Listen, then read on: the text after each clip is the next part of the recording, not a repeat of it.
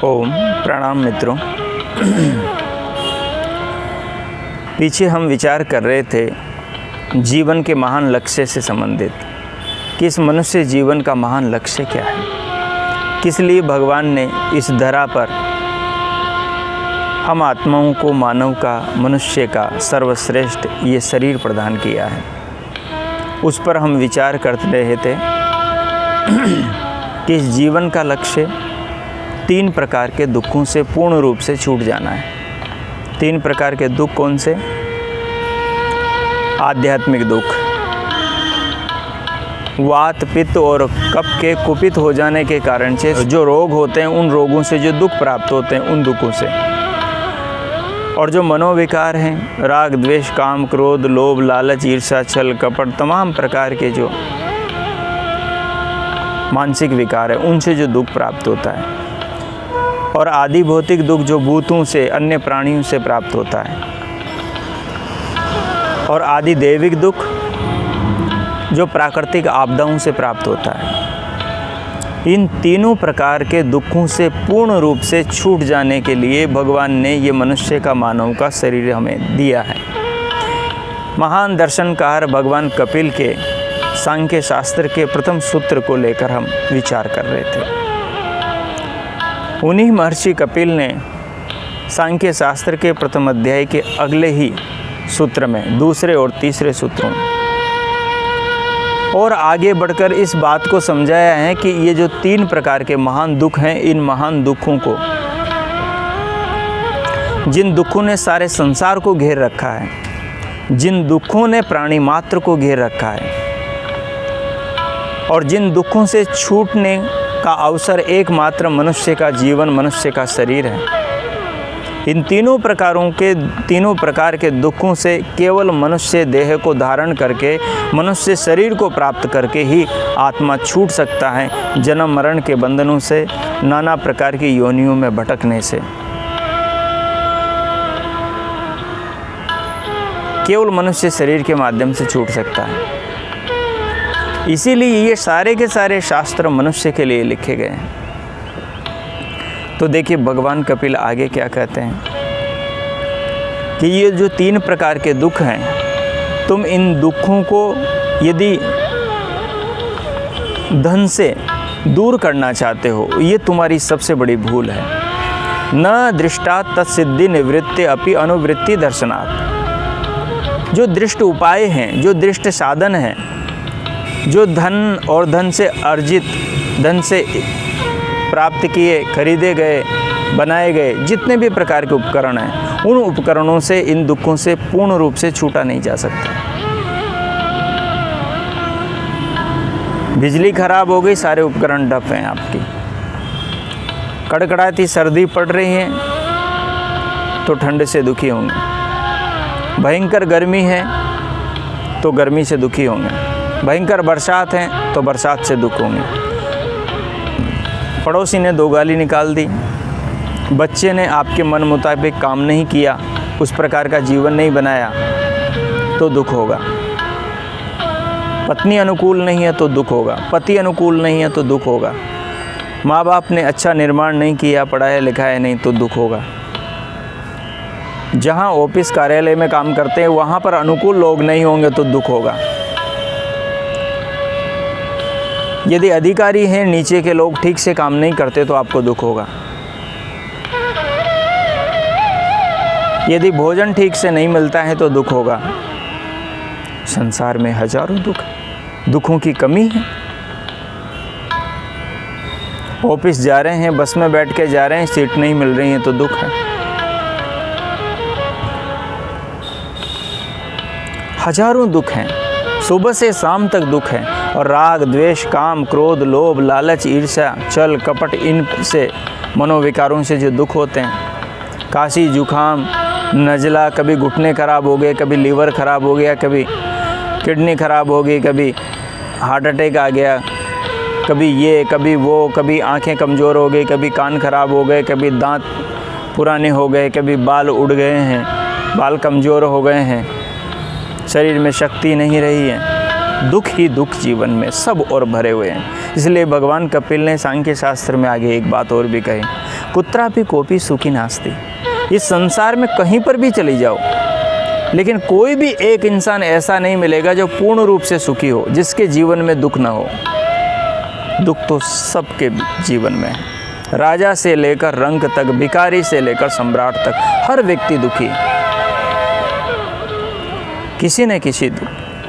प्राकृतिक आपदाओं से, भीषण गर्मी से, भीषण सर्दी से, ऋतुओं के परिवर्तन से, भूकंप से, भूस्खलन से, बाढ़ से, तूफान से, वायु के प्रपात से दुखी।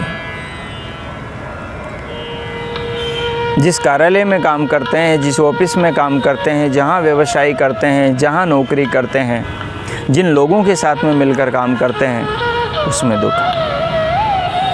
मेहनत मजदूरी करते हैं, उसमें दुख है। दुख से बच नहीं सकते जीवन में आप।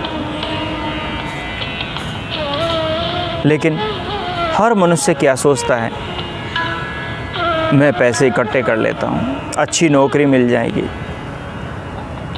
अच्छी जॉब लग जाएंगी, खूब पैसा आएगा, सारे दुख दूर हो जाएंगे। मनुष्य ने अपने जीवन का लक्ष्य केवल धन कमाना बना लिया, और वो कितना ही धन इकट्ठा कर ले, जीवन भर वो भोजन करते रहेगा, जीवन भर खाता रहेगा, लेकिन ये पेट कभी हमेशा के लिए नहीं भरेगा। जीवन भर वो पहनता रहेगा, लेकिन फिर भी इस तन को हमेशा वस्त्रों की ज़रूरत होगी। जीवन भर आप इलाज कराते रहो, फिर भी ये शरीर बीमार होगा, क्योंकि ये सृष्टि ही परिवर्तनशील है। यहाँ सब बदलने वाला है। इसलिए जो दृष्ट साधन है, जो धन है और धन से अर्जित जितने भी उपकरण हैं, उनसे व्यक्ति हमेशा के लिए सुखी नहीं हो सकता। भगवान कपिल ने कहा, क्योंकि दुख पुनः बार बार दिखाई देते हैं। अभी भोजन किया, अभी तृप्ति हुई, उसके बाद में फिर से भूख लगेगी। अभी पानी पिया, अभी तृप्ति हुई, उसके बाद में फिर से प्यास लगेगी। आज दवाई ली, आज बीमारी से दूर हुए, 2 महीने 6 महीने बाद में फिर से बीमारी होगी। आज इनसे मनमुटाव हुआ, बड़ी मेहनत करके सुलझाया झगड़ा, और फिर 4 दिन बाद में फिर खड़ा हो गया। आज इनसे, कल उनसे, परसों उनसे, तरसों उनसे। तो जीवन के अंदर इन दुखों से पूर्ण रूप से मुक्ति प्राप्ति करने का जो साधन है वो धन नहीं है। धन सहायक है, धन सहायक है, लेकिन पूर्ण रूप से धन से ये सारे दुख दूर हो जाएंगे ऐसा नहीं है। केवल धन को ही दुखों से मुक्ति का साधन मानना समझदारी नहीं है, और न ही खाने पीने की चीज़ों से ये जो दैनिक रोजाना जो जीवन में दुख आते हैं, ये दुख दूर होंगे। खाने पीने की चीज़ों से भी नहीं होंगे, उनसे भी आप ऊब जाएंगे। भले आपको गुलाब जामुन बड़े अच्छे लगते हैं, कितने खा लोगे आप? खीर कितनी खा लोगे आप कितना मसाला डोसा खा लोगे? कितनी पकौड़ी, चाय पकौड़ी आप खा लोगे, पी लोगे? कितनी अच्छी से अच्छी चीज़ आप मावा, मिष्ठान और पकवान खा लोगे? खाने की भी, पेट की भी एक सीमा है, और 2-4 गुलाब जामुन खाओगे, जितनी प्यास थी, जितनी तल्प थी, जितनी इच्छा थी, बस थोड़ी देर में तृप्त हो जाएगी। इनसे हमेशा के लिए तृप्ति नहीं हो सकती, और वही 4, 6, 8 घंटे के बाद में फिर से पेट भोजन मांगेगा। इसलिए इन समस्त दुखों से छूटना है, तो इन समस्त दुखों से छूटने का, इन समस्त दुखों से मुक्ति दिलाने वाला जो उपाय हैं, उस उपाय का नाम ज्ञान है। ज्ञानात् मुक्ति, ज्ञान से मुक्ति होती है। ज्ञान किसके बारे में? स्वयं के बारे में, अपने बारे में, अपने मन के बारे में, अपनी ज्ञानेंद्रियों के बारे में, अपने कर्म इंद्रियों के बारे में, अपने अंतःकरण के बारे में, बुद्धि के बारे में, अहंकार के बारे में, मन के बारे में, चित्त के बारे में, इनके बारे में ज्ञान प्राप्त करना कि मैं कौन हूँ, मैं कौन हूँ, इस पर विचार करना। क्या मैं शरीर हूँ, मैं स्त्री हूँ, मैं पुरुष हूँ? स्त्री पुरुष तो शरीर है, स्त्री पुरुष तो हम नहीं हैं, शरीर भी हम नहीं हैं, क्योंकि शरीर तो यहीं रह जाता है।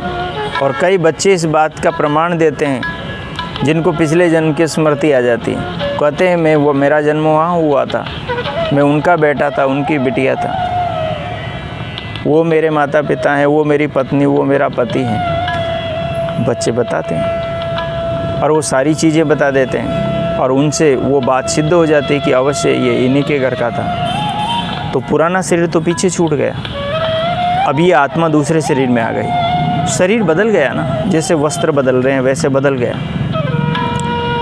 तो शरीर हम नहीं हैं, हम शरीर के अतिरिक्त हैं। उस आदमी ने बताया पिछले जीवन में उसने कितने दुख पाए, उसके साथ किन लोगों ने क्या क्या किया, उसने किन के साथ क्या किया, उसे सारा कुछ याद है। और हम जो वर्तमान में, जो वो वर्तमान में आया है, वर्तमान के जीवन में भी दुख पाएगा, जीवन भर जिएगा। ऐसे ही ये चक्र चलता ही रहता है। ये तो एक उदाहरण था, भगवान ने प्रस्तुत कर दिया। एक नगर में, एक शहर में, 20 गाँवों के बीच में एक उदाहरण ऐसा प्रस्तुत कर दिया है कि इस उदाहरण के माध्यम से ये दुनिया जाग जाए, लेकिन हम नहीं जागते। तो इसलिए जीवन का जो वास्तविक मकसद, जो लक्ष्य है, वो केवल धन नहीं होना चाहिए। धन अवश्य कमाना चाहिए, धन जीवन में होना चाहिए, क्योंकि भगवान ने तो वेद में कहा है कि हम धन ऐश्वर्यों के स्वामी हों और हमें यह ईश्वर ऐसे मार्ग से ले चलो जिस मार्ग में धन धान्य की कोई कमी ना हो।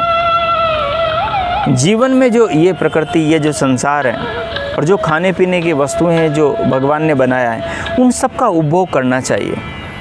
ये जीवन मिला ही भोग और अपवर्ग के लिए है, भोग और अपवर्ग के लिए। अपवर्ग कहते हैं समस्त दुखों से मुक्ति को, और भोग कहते हैं अपवर्ग की प्राप्ति के लिए जिन साधनों का प्रयोग किया जाता है, उनका नाम भोग है।